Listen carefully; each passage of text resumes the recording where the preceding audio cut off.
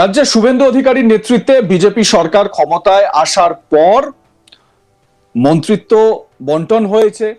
কে কোন দপ্তর পেয়েছেন সেটা বন্টন হয়ে গিয়েছে। আপনারা আজ তাক বাংলাতেই দেখেছেন ফুল লিস্ট। ক্রীড়ামন্ত্রী হয়েছেন ডক্টর ইন্দ্রনীল খাঁ।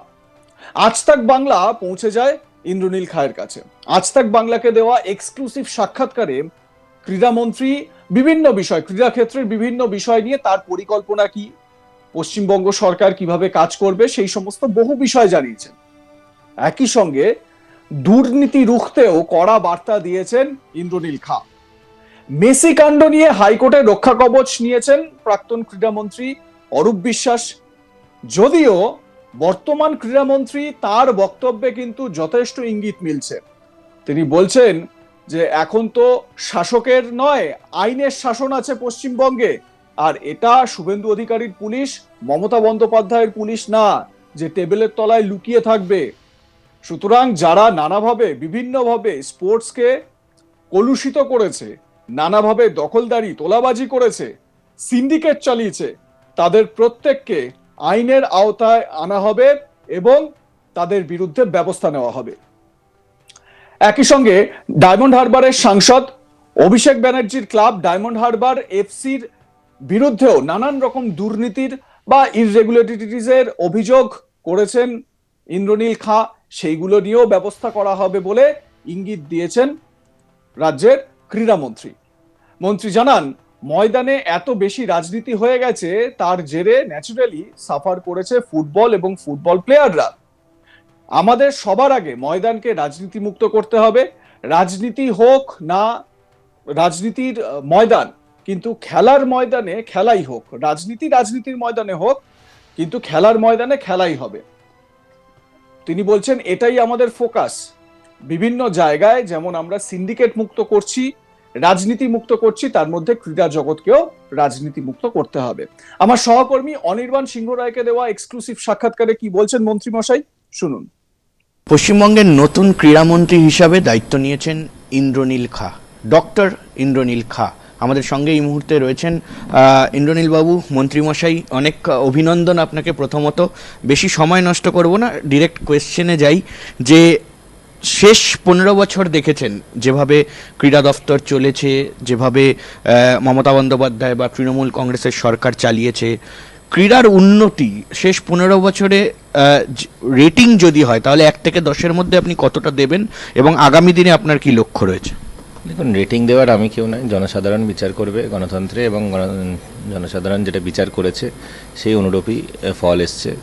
এবং নির্বাচনের মাধ্যমে, গণতান্ত্রিক মাধ্যমে মানুষ যেভাবে ক্রীড়ার মধ্যে যেভাবে সিন্ডিকেট চলেছে, ক্রীড়ার মধ্যে স্বজন পোষণ চলেছে, ক্রীড়ার মধ্যে কাটমানি চলেছে, এবং ক্রীড়ার মধ্যে বিভিন্ন ধরনের প্রতিবন্ধকতা লাগিয়ে খেলো ইন্ডিয়া থেকে বঞ্চিত রাখা হয়েছে, ফিট ইন্ডিয়া থেকে বঞ্চিত রাখা হয়েছে, ক্রীড়াকে যেভাবে অবহেলিত করা হয়েছে তার জবাব মানুষ দিয়েছে।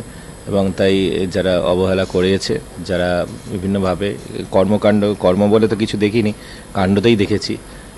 ক্রীড়া জগতের থেকে এর আগের মন্ত্রী যিনি ছিলেন তৃণমূল আমলে, তিনি তো দেখলাম বিনোদন জগতে তার অনেক নাম, মানে সুখ্যাত না কুখ্যাত সেটা আর বলছি না, সেটা আপনারাও দেখেইছেন টেলিভিশন স্ক্রিনে কী করেছে না করেছে। তো ন্যাচারালি ক্রীড়াকে অবহেলিত থেকেছে এবং বঞ্চিত থেকেছে আমাদের যুব সমাজ। সেক্ষেত্রে আমাদের বিশেষভাবে এটা আমাদের ফোকাস, প্রায়োরিটি সেক্টর। যুবদের, প্রধানমন্ত্রীজি বারবার বলেন যে যুবদের কল্যাণ, অর্থাৎ যুব সমাজের, কারণ বিকশিত ভারতের যে স্বপ্ন আমরা দেখছি, যে বিকশিত ভারত 2047-এর মধ্যে আমাদের গড়তে হবে, সেটা কিন্তু যুব সমাজকে সামনে রেখেই, যুব সমাজের ভবিষ্যতের কথা মাথায় রেখে। তাই যুব সমাজ, তার মধ্যে খেলা বিশেষ করে একটা অনেক গুরুত্বপূর্ণ ডাইমেনশন। সেখানে খেলা মানে শুধুমাত্র ক্রিকেট ফুটবল না, অ্যাথলেটিক্স থেকে শুরু করে, শুটিং থেকে শুরু করে, রেসলিং, বক্সিং, দাবা, বিভিন্ন ডাইমেনশনে খেলাধুলা আছে। তো সেইগুলোকে সব মিলিয়ে আমাদের যে ওভারঅল যাতে ক্রীড়াকে আমরা প্রায়োরিটি দিই, তার জন্য কিন্তু বিশেষভাবে আমাদের সম্মানীয় মুখ্যমন্ত্রী শ্রী শুভেন্দু অধিকারী মহাশয় নজরদারি দিয়েছেন, এবং আমাকেও আমি কৃতজ্ঞতা জ্ঞাপন করি, তিনি আমাকে এই গুরুদায়িত্ব পালন করার যে সুযোগ দিয়েছেন। সব খেলায় সেরা বাঙালি তুমি ফুটবল আমরা বলি, কিন্তু এখন সবথেকে বেশি সত্যি কথা বলতে ধুঁকছে আমাদের ফুটবল প্রেমীরা, ফুটবল যে ক্লাবগুলো। কারণ পশ্চিমবঙ্গে ফুটবল খেলার মাধ্যমে তার মধ্যে যেভাবে ক্লাবেদের একটা, ওর মধ্যেও যে রাজনীতিকরণ হয়েছে, ময়দানে এত বেশি রাজনীতি হয়ে গেছে, তার ফলে ন্যাচারালি সাফার করেছে ফুটবল এবং ফুটবল প্লেয়াররা। তো সেখানে আমাদের সবার আগে ময়দানকে রাজনীতি মুক্ত করতে হবে।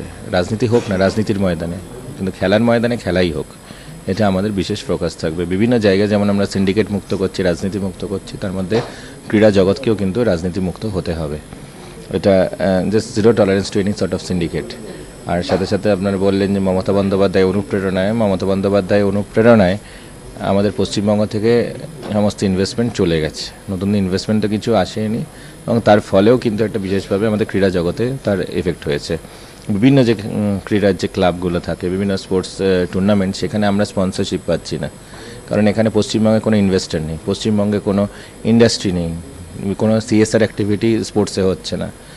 এই জন্য পশ্চিমবঙ্গের ওভারঅল আজকে নতুন সরকার এসছে, ভয়ে আউট হয়ে ভরসাহীন হয়েছে, সেক্ষেত্রে আমাদের কিন্তু বিশেষ করে ক্রীড়া জগতেও তার কিন্তু আমরা সুফল পাবো।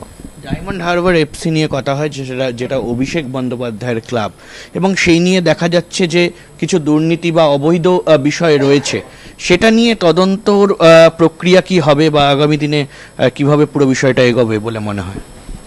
দেখুন, ডায়মন্ড হারবার এফসি, সেখানে নানা ধরনের ইরেগুলারিটিসের অভিযোগ জমা পড়েছে, এবং বিভিন্ন মানুষ অলরেডি আমার দায়িত্ব গ্রহণের পর কেউ মেল করতে শুরু করেছেন, কেউ দেখলাম বিভিন্নভাবে ইলিগ্যাল ম্যাচ এথিক্স অর্থাৎ স্পোর্টস এথিক্সকেও অনেক জায়গায় ভায়োলেট হয়েছে, অনেক জায়গায় জবরদখল হয়েছে। সেগুলোর প্রত্যেকটা অভিযোগ খতিয়ে দেখা হবে, ফাইল তো ওপেন হবেই। কোনোভাবে স্পোর্টসের সকলের জন্য ইকুয়াল অপরচুনিটিস হওয়ার কথা, কারোর জন্য হঠাৎ করে নানা ধরনের ফিনান্সিয়াল ইরেগুলারিটিস হচ্ছে কোনো একটা ক্লাবের নাম করে ম্যাচ এথিক্স ভায়োলেট হচ্ছে, সেগুলো তো ডেফিনেটলি তদন্ত হবে।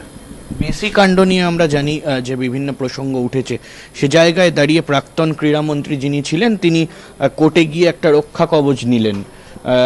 কি মনে হয় যে আগামী দিনে তাহলে তাকে হাজিরা দিতে হবে না, বা তিনি এড়িয়ে যেতে পারবেন, নাকি যেরমভাবে প্রক্রিয়া এগোচ্ছে সেখানে অরূপ বিশ্বাসের বেশ চাপেই পড়তে হবে তাকে?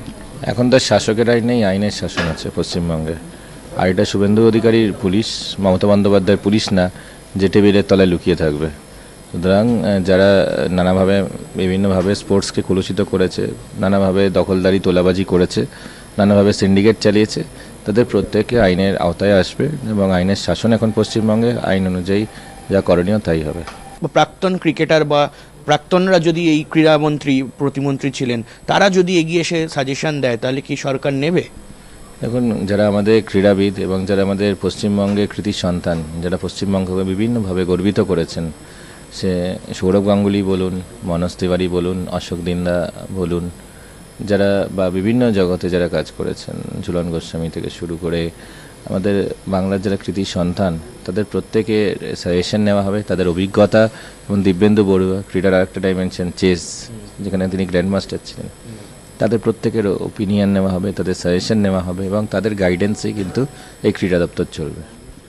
অর্থাৎ সৌরভ গঙ্গোপাধ্যায়, আপনি যে নামটা বলছেন, তাকে নিয়ে অনেক ধরনের কটূক্তি আপনাদের দলের মধ্যে অনেক নেতারা করেছে, কিন্তু ক্রীড়া জগতে সৌরভ গঙ্গোপাধ্যায় একটা অন্যতম নক্ষত্র, একেবারে ওয়ার্ল্ড লেজেন্ড বলা হয় তাকে। তো সে জায়গায় দাঁড়িয়ে তাকে কতটা নিজের করে নেওয়া, বা কতটা তাকে নিয়ে কাজ করা কোনো ইচ্ছে? ক্রীড়া জগতে যিনি একজন কৃতি সন্তান, তাদেরকে ডেফিনেটলি তাদের বিভিন্ন যে তাদের এক্সপিরিয়েন্সকে, তাদের এক্সপার্টাইজকে আমরা কাজে লাগাবো। এবার ক্রীড়া জগতে যিনি কৃতি, তাকে আমি যদি অন্য ডাইমেনশনে তাকে নিজের কোনো এক্সপার্টাইজকে আমরা ইউজ যদি না করি, তাহলে সেটা আমাদের পশ্চিমবঙ্গের ক্ষেত্রেও কিন্তু ক্ষতি হবে ক্রীড়া জগতের পক্ষে। লাইক, কমেন্ট, শেয়ার করে আপনাদের মতামত জানান। দেখতে থাকুন আজ তাক বাংলা, সাবস্ক্রাইব করুন আমাদের ইউটিউব চ্যানেলটি।